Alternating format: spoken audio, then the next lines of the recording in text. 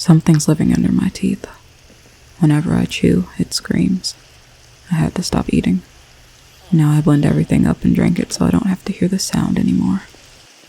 Brushing my teeth is out.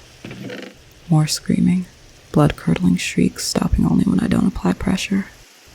Even when I sleep, if my mouth closes and my teeth click together, my ears are pierced with the sounds of agony. It's been a couple months and my mouth is a wreck. The dental issues plaguing me throughout my adult life have only gotten worse. I have no job, so that means no insurance. My crippling depression and anxiety mean I won't take a trip to the dentist or the emergency room.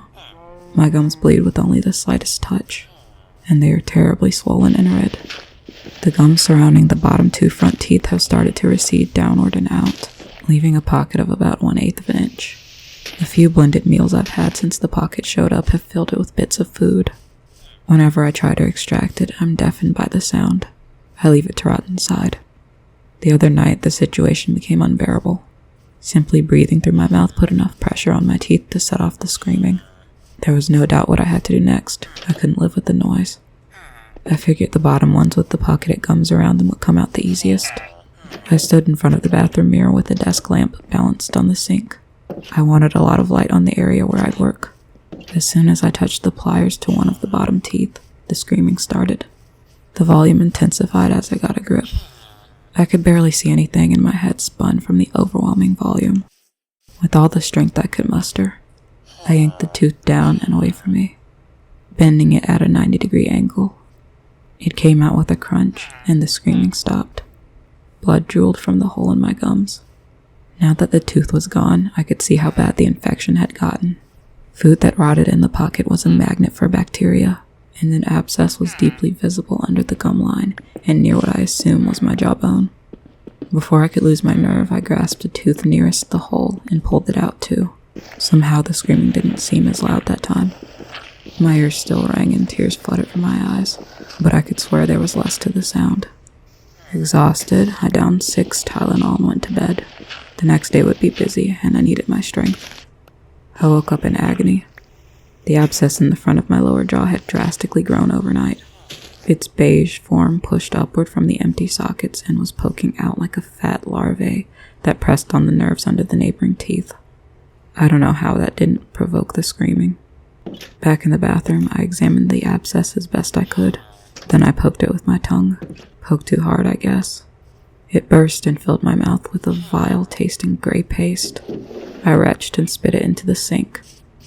I grabbed my toothbrush to brush my tongue and inside my mouth and everything that wasn't my teeth. While I was scrubbing underneath my tongue, I saw something move in the hole in my gums, underneath the now deflated abscess. Now I was the one who screamed.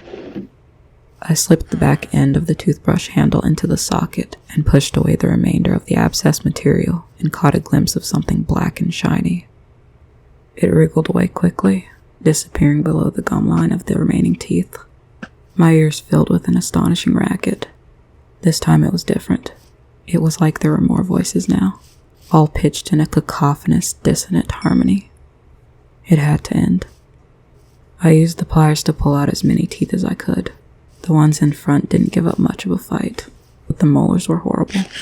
Each time I worked to get a grip and squeezed hard enough to pull, they shattered into rotten splinters of enamel that made me choke and cough.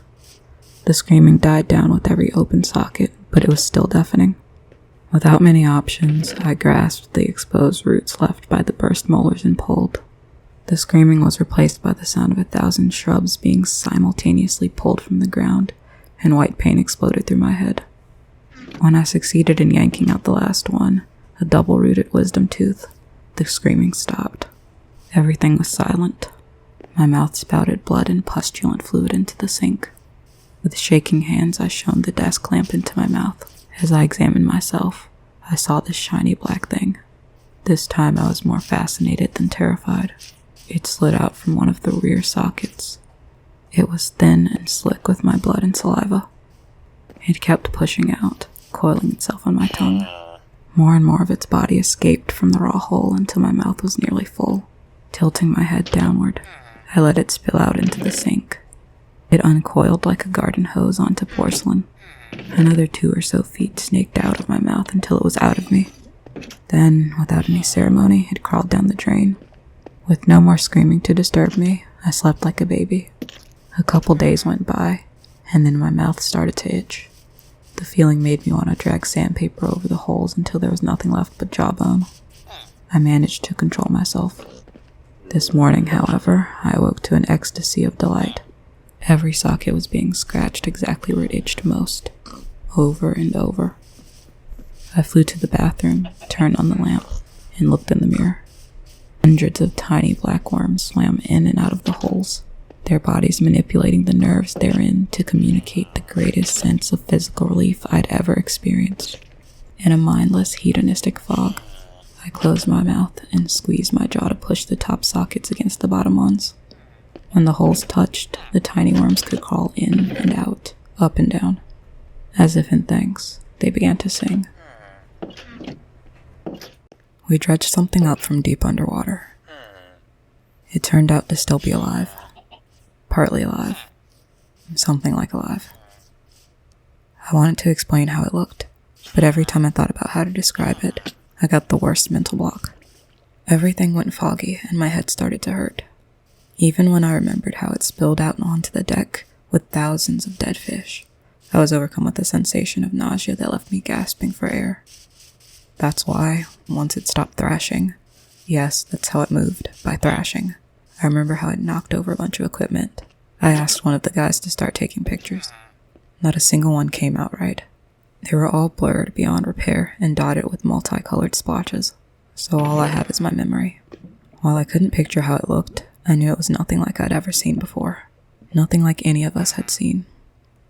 All this happened last week. The creature is gone. From the best we can remember, it hurled itself back over the side of the boat. None of us are certain of that, mind you. It's just the best explanation we can come up with together. All 5 of us have started getting sick after that day.